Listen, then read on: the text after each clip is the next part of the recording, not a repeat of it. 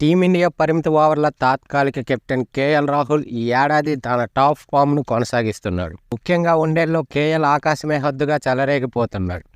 ఐపీఎల్లో గాయం తర్వాత ఆసియా కప్లో ఎంట్రీ ఇచ్చిన రాహుల్ తొలి మ్యాచ్లోనే పాక్పై సెంచరీ చేసి తన పునరాగమనాన్ని ఘనంగా చాటుకున్నాడు.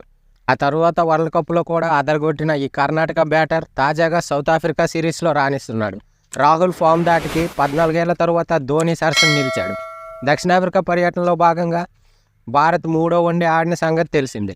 ఈ మ్యాచ్ ద్వారా రాహుల్ ఒక అరుదైన గన్ సాధించాడు. 35 బంతుల్లో 21 పరుగులు చేసిన రాహుల్ ఈ ఏడాది 1000 పరుగులు పూర్తి చేసుకున్నాడు. దీంతో 14 ఏళ్ల తరువాత భారత్ తరపున 1000 పరుగులు పూర్తి చేసిన తొలి వికెట్ కీపర్గా నిలిచాడు. చివరిసారిగా భారత మాజీ కెప్టెన్ మహేంద్ర సింగ్ ధోని 2009లో 1198 పరుగులు చేశాడు.